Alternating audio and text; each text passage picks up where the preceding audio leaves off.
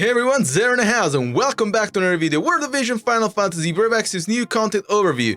Today, no new units, but we have two very interesting vision cards on top of Raid, and a vision card on top of that you cannot get. So a possibility of getting in total 3 vision cards today. So let's have a look at what's new this time around. Before we delve into the summons, worth checking the challenges, because do not forget that you can build those vision cards from here. Well, 2 of them. Anyway, let's go on to the summons and see what's up. First thing you're presented is with the new vision card, Faint Torchlight.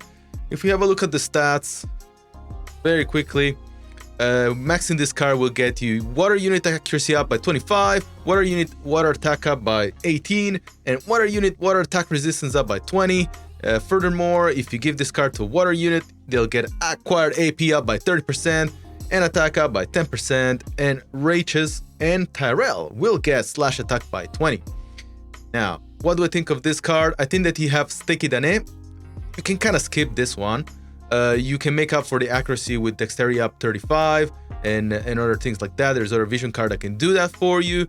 I think that this card is kind of redundant, because if we have a look again at the stats, water unit water attack up 18, and then water unit water attack resistance up 20. So if you go against, if you have a water team and you go against an Astrius, pretty much those effects kind of cancel each other out if both team have it. So you know, it's like kind of, I mean, on paper it kind of looks like a redundant skill to have, because if both people going against each other have it, then they cancel each other out.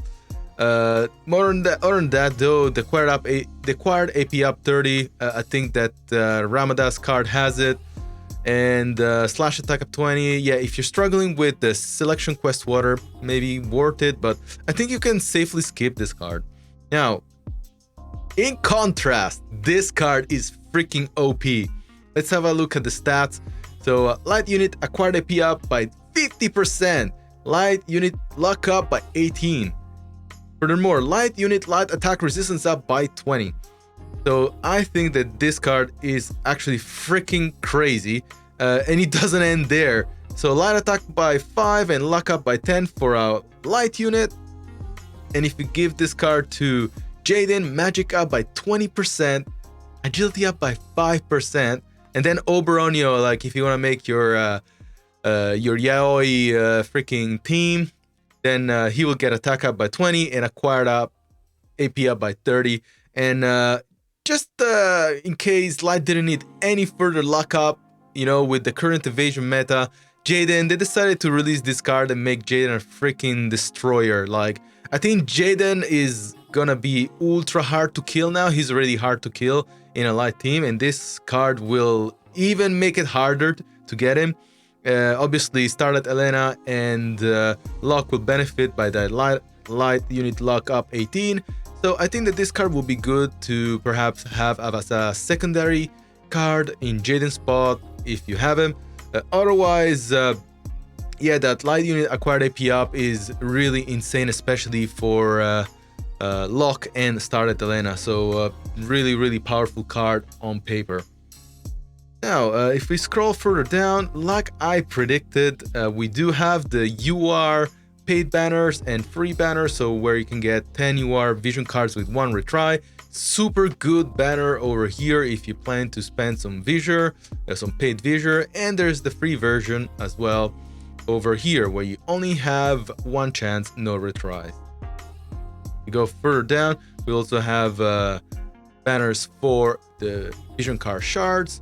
And what we are more interested is the vision card shards for this week's vision cards over here. Obviously, you'll pull for the shards that you're most interested in.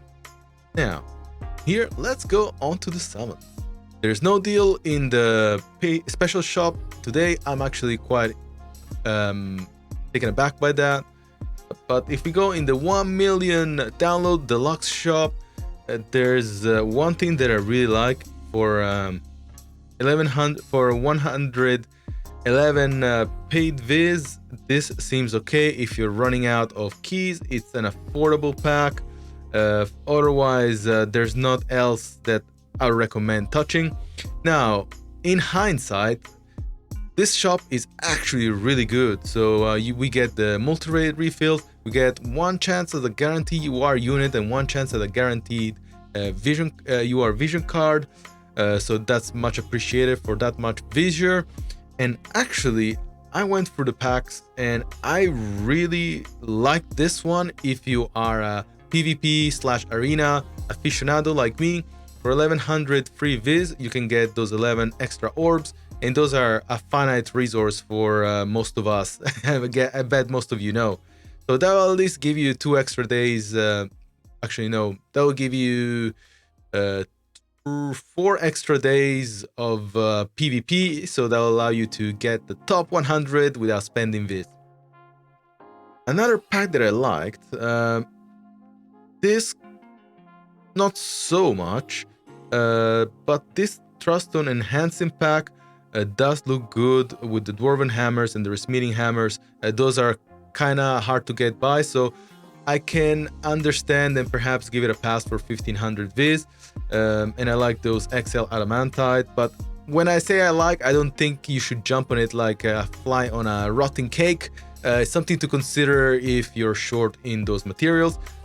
Worth mentioning that 80%, 60% of that stuff you can farm, so do keep that in account. And yeah, nothing else I really want to have a look here. I definitely do not recommend this for 2500. There's other ways to get those Awakening Prisms. Anyway, if we go further down, worth mentioning that we do have a shop to help you build the vision cards. They're out this week, and those growth eggs, always good to have for Gil.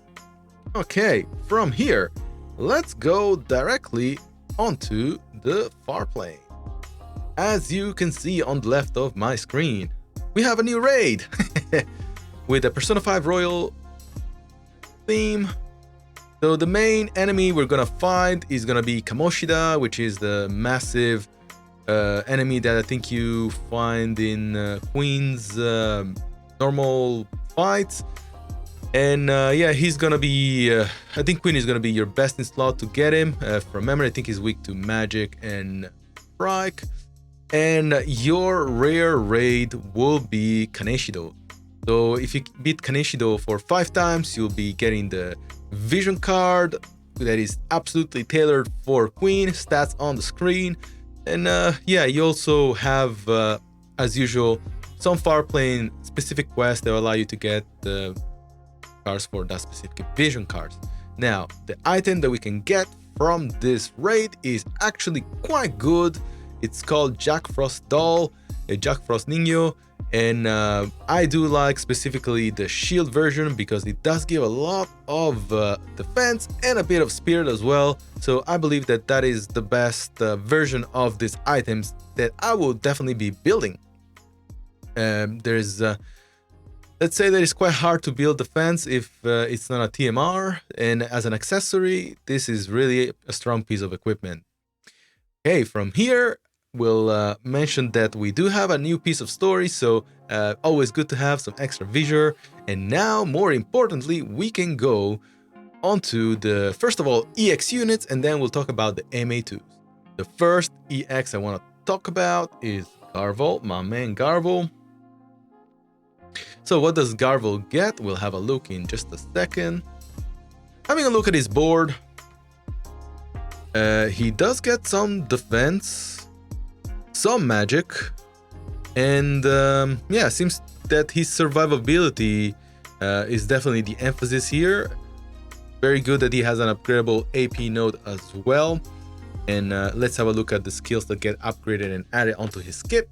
So at job level 19, he'll get Chi Barrier Enhancement, will become Greater Chi Barrier, will bestow a barrier on self that reduces damage. So before it was a barrier that only reduced physical damage, now it reduces all damage. So not only magical, but also typeless damage. So important to note that out. So he'll become more resistant to Asterisk as well with his follow-up attack. Very important. Now, his passive will also be upgraded at job level 22, and this will increase max HP and Mage before it only increased Mage, so extra survivability again. And at job level 25, he gets Spirit Blaster. Will His own spear piercing rate will be increased by 3 turns for 3 turns, and then he'll deal large damage in a single attack, which I think is really important because we do have a lot of AoE resistance, not so much unit resistance. There's only very few units that do have that. So I think it's important to note that he'll definitely exploit the fact that this is a single unit attack, especially when Dark is very well known to be good with AoEs. Now, from here, let's go and explore Eltra's kit. Let's have a look at her notes. Lots of luck and dexterity and magic that will make her a bit more accurate, which is always good for those MR units. A bit of mage, which will definitely improve her meteor and other time-made offensive skills. And she has an upgradable TP node, very important because time mages and support units do have a lot of healing and buffs, which are TP focused. So pretty happy with her nodes. Now let's have a look at the upgradable skills. So the first one, job level 19, will be Meteor, which will enhance range, remove all buffs, very important, and then deal large non-elemental damage. So seems like just from this skill, she's going to have the role of debuffer across the MR cast. So I do like this niche specialization, let's call it. Her counter will become slow counter plus, will enhance range. So this skill will be able to reach units that are further away from her. Very good. And very importantly, job level 25, annulling axes, where it will remove shell and protect from targets within range. And then I'll deal medium damage based on caster match stat in an AoE pattern.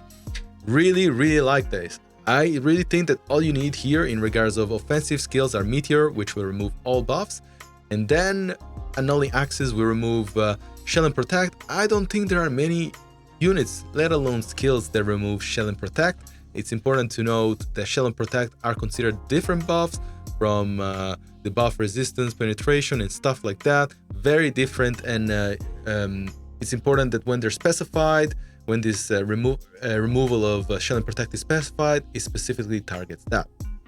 Overall, I really like it. I think that in PvP, limited guild battles should become really strong. Lots of units that have shell and protect, and having her in your kit, with the fact that she's also time mage, she'll become pretty important. I think more important than the other, than Phoebe, let's say, to a certain degree. I think she'll become more important than Phoebe. Okay, from this moment on, let's have a look at the MA2s. We have 4 units to have a look today. So the first unit to have a look at is Mastery. Mastery will get light unit Alice max HP by 10%, light attack by 15%, own max TP by 10%, magic by 30%, agility by 10%, hate -3, and then her skill Radiant Twin Strike will become enhanced. So that skill will enhance all attack resistance buff. It will deal 2 hit damage to targets based on caster match stat and guaranteed hit. And on top of that, it also significantly raises on all attack resistance for 3 turns. I think Mastery hasn't been considered as a good unit, but right now I do like that she has a guaranteed hit. Other than Holy, Light hasn't had the chance to have a skill like that, so this is also 2 hitting, which will cause chains, very important to note. And I do love attacks that do buff unit as well. I think that I'm getting more keen into actually building her and trying her out. I did mention in the past that she didn't really attract me in that regard, in regards of her skills, but this MA2 seems very interesting and I'm keen to try her out. Now, next unit, Murmur. Murmur doesn't get much, but what she gets is still really important. So she'll get max HP by 800. These units are known to have low HP. Then she'll get match 20%, magic attack plus 10, and all attack resistance plus 10. So the all attack resistance should mitigate the fact that there's a lot of resistance penetration. So perhaps that will help with mitigating a bit more damage. Magic attack plus 10, very important, especially when the fact that she's a red mage and should be using magic jamming thrust. That'll deal a bit more damage, and that also tied in with match plus 20%. And now she also get extra 800 HP. So With the fact that now we have Selection Quest Earth 11 to 13, I think she'll definitely be a valuable asset for you to get that Muraga's weapons upgrade. I think it's the weapon, or was it the helm? I can't remember. I think it was the helm. Next unit, Etre. I love Etre. She's so unique, and I really like what she's getting this time around.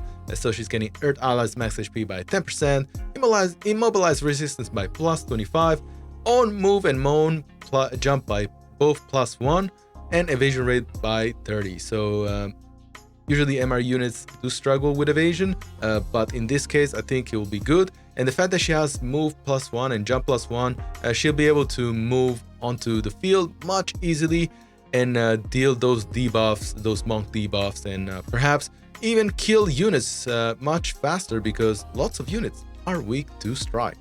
And she does have some espers that will make her work very well. Super happy about this. Lastly, we do have Frederica, perhaps one of the more important upgrades. So she'll get lightning unit allies max HP by 10%, lightning attack by 15, own missile attack by 15, defense piercing rate by plus 10, and AP consumption by minus 30. So now it'll be so much easier for her to one-shot with barrage. I think that's actually the goal of this. So I think that she's gonna become a more valuable asset, especially when paired with Cloud and Esther. I think she'll really be able to do that rear end attack much better. Esther at the front, Cloud in the middle, and Frederica at the back. Sounds like a very dangerous team on paper.